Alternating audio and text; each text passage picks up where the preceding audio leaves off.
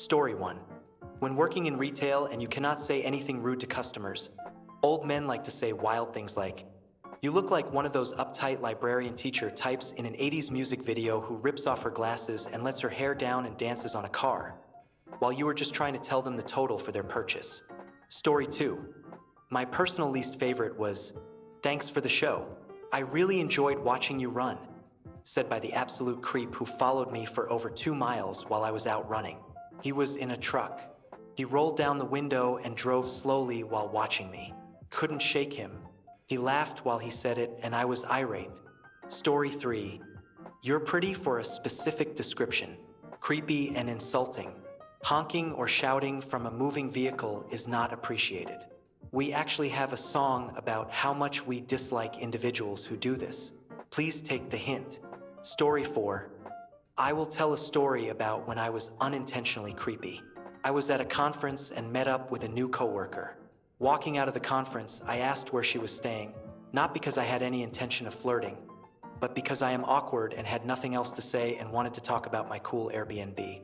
I think she got uncomfortable and said, "My husband and I are staying at that hotel." I felt like she was trying to make it clear that she is married and not interested, which is fair. I am too. We are good friends now and had some pretty chill conversations the next day. Probably because she later learned I am married and expecting. I do not know, but I still cringe about it. Note to self: do not ask women about their living situation when it is expected that they are alone.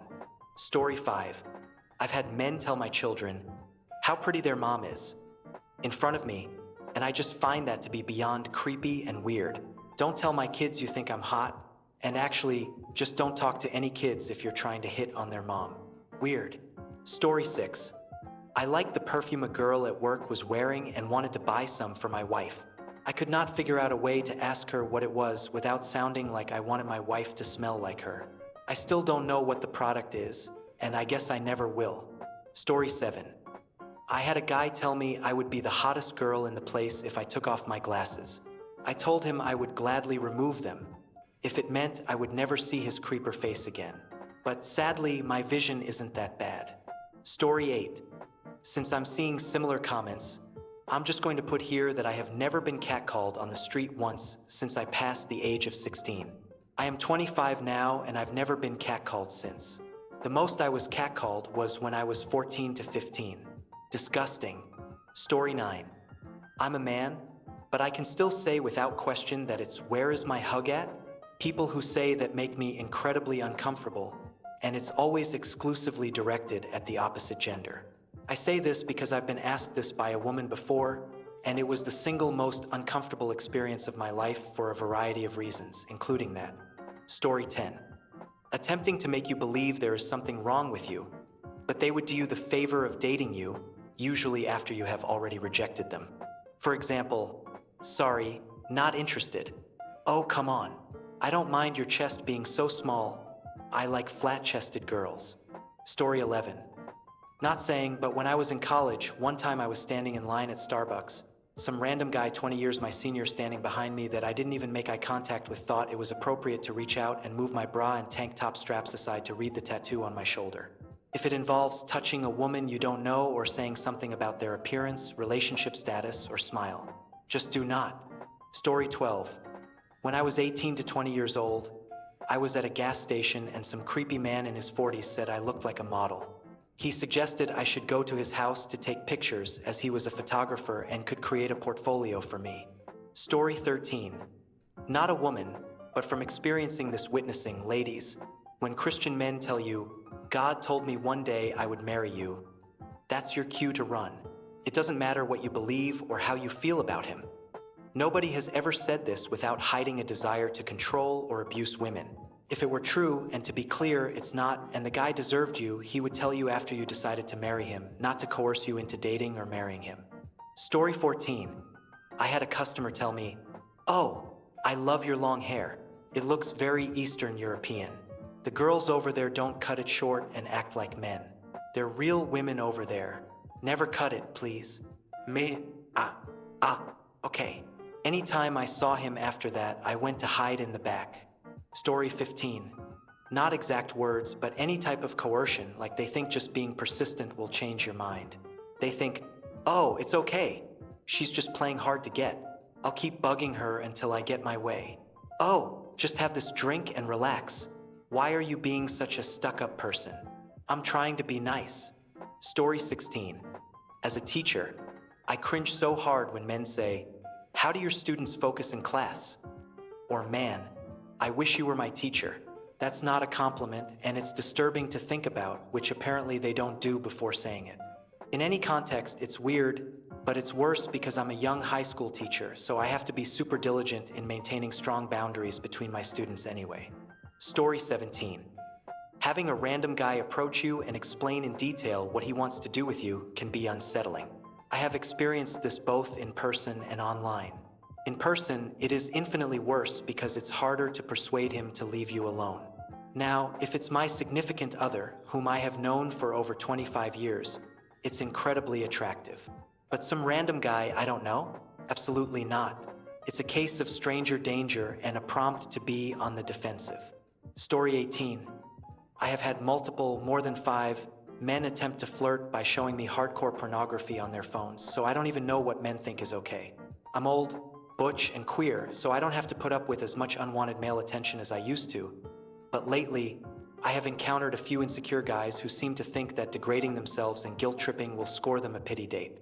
I had to fend off a guy last weekend who just wouldn't stop with crap like, I know you'll never give me the time of day because I'm so fat and ugly, and no one ever gives me a chance because of my autism, but I thought you might be different. At the end of the event, when he finally went home, he begged for a goodbye hug, and when I refused, he went for a side hug anyway. I hang out in nerdy circles such as fantasy, science fiction, anime, and similar conventions, so this type of guy is everywhere. Story 19. I find it not only creepy but also a big red flag when a man says to me that because of the fact that women fight for equal rights and want equal rights, that it would also be equal and allowed to hit women. When I say that it is not legal to hit a man and that it is also assault, they don't really respond to that. Story 20. The other day, I was chatting with a guy and mentioned I was watching a movie. He said he'd like to see me as the protagonist in a yummy movie. I replied that I'm not an actress, to which he replied by asking if I wasn't in the mood. I told him it's a good idea to know a person really well before requesting a yummy video, and then he proceeded to deny that he was hinting at that at all. Creepy. Story 21. Your father is going to have to chase the boys away when you get older, was said to a literal child. More than 15 years ago, I was working, and a guy came in and asked if I was a strawberry blonde. My hair is naturally blonde, but it's not red at all. He kept looking and telling me I definitely had some red. He lingered then, staring at my hair while I worked on his order. I found out later he worked at a nearby store that sold playground equipment. Story 22. I have an uncommon last name. One time, when I was registering for a conference, a cute girl at the registration desk noticed my name tag and mentioned, "Oh, you have the same last name as me, but yours has a D at the end." Without thinking anything inappropriate at all, I replied, "Oh yeah? Well, we should get married and I'll give you my D." I swear, I did not mean it in a sexual way at all, and as soon as the words left my mouth, I realized what I had said. I turned bright red and sheepishly walked away. Story 23. I already commented, but I go to the gym with my dad when I visit home. Someone asked me if I was home visiting from college, and when I said, "No, I'm 30, they said I was cute as a button. Both comments creeped me out. Story 24. Oh, I know you enjoy it. You haven't done me yet. You don't know what sheer joy is. I can change your mind. And the worst part is, they think it's only them that has just come up with it or something. Sigh. Story 25. Please listen to the corrected text below. Don't tell me about how terrible your wife is, especially at work. But really, most men who have started the "my wife is difficult" or nagging conversation with me later end up in the direct messages. I understand wanting to vent, but it's inappropriate to complain about your partner to another woman. Also, don't call me your work wife. I'm friendly, but we're coworkers, and ultimately, I am a girl's girl. Story 26. Talk to me. I'm bored. Yes, boring people are usually bored. As a female gamer, it's disappointing to hear some of my male clan mates complain about being bored. You asked me to come play. I didn't know I was here to entertain you.